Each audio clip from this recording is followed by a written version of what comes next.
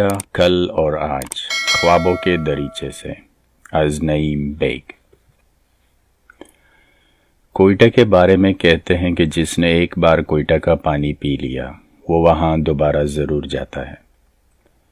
ہمارے والد 1957-58 میں پہلی بار سینے کے علاج کے خاطر لاہور سے کوئٹہ گئے۔ سینیٹوریم نے طویل علاج کے لیے چند برس روک لیا۔ تب ہم بھائیوں نے وہیں یٹ روڈ اسکول میں پڑھا۔ تفصیل الگ سے رقم کروں گا۔ والدہ بتاتی ہیں کہ انہی دنوں والد نے طے کر لیا تھا کہ ریٹائرمنٹ کے بعد اسی پرسکون جگہ پر رہوں گا، اور وہی ہوا۔ 1968 میں وہ پری میچور ریٹائرمنٹ لے کر دوبارہ کوئٹہ سیٹل ہو گئے۔ اس بار میں فرسٹ ایئر کا اسٹوڈنٹ تھا، اور یوں کوئٹہ کو شعوری حالت میں دیکھنے کا پہلی بار موقع ملا۔ شہر کیا تھا، امن و سکون کا گہوارہ تھا۔ زندگی اس قدر لطیف تھی کہ پرندے بھی سہل پرواز کرتے اور چاند کو ڈوبنے کا سہارا درکار تھا۔ میں چند روز پہلے معروف اداکار عابد علی پر ایک مضمون لکھنے کے دوران کچھ دیرینہ اور خوابناک یادوں میں کھو گیا۔ سوچا بچنے کا یہی طریقہ ہے کہ آنکھوں کی نمی اور ان یادوں کو آپ سب سے شیئر کیا جائے۔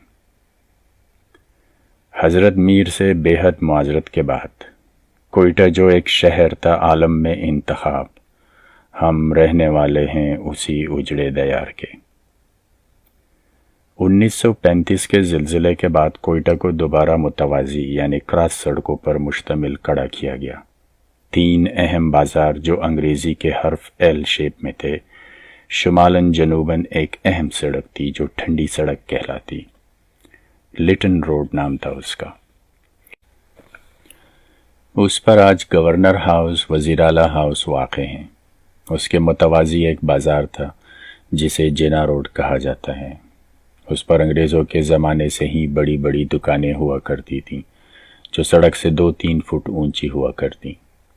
ان دکانوں کی سیڑھیوں پر اکثر بعد از شام کوئٹہ کے معززین، جن میں نوابین اور سردار بھی شامل تھے، قہوہ پیتے نظر آتے۔ راقم نے ان سرداروں کو، جن میں بگٹی صاحب، مینگل صاحب، بزنجو صاحب، خاران والے نوشیروانی صاحب کو خود چاونی جاتے ہوئے دائیں جانب کی میڈیکل دکانوں کی سیڑھیوں پر بیٹھے دیکھا ہے۔ سامنے فرح ہوٹل کے پہلو میں باہر سمت خان چکزئی صاحب و دیگر پٹھان معززین بیٹھتے تھے۔ بگٹی صاحب ہمیں اکثر لوڈز ہوٹل کے لان پر بھی بیٹھے نظر آتے، جہاں ان کے ارد گرد چند دیگر عزما بھی ہوتے۔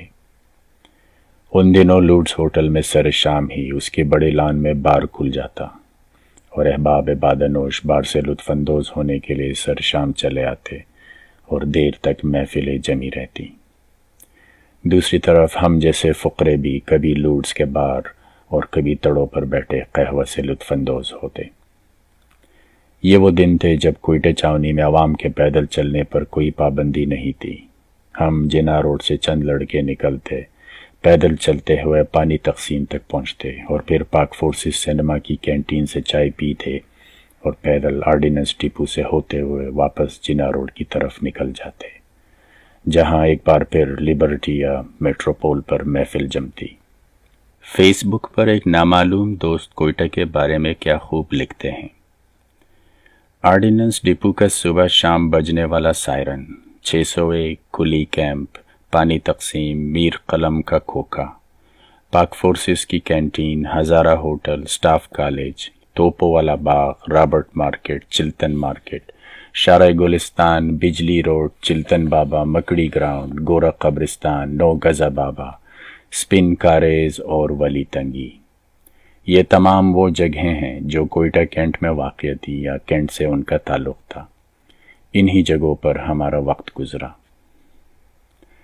کبھی اسکول سے بھاگتے تو چاونی کا رخ کرتے کہ کوئی ہمیں پکڑ نہ سکے۔ ہماری ساری تفریح گاہیں، ساری یادیں کوئٹہ چاونی سے وابستہ ہیں۔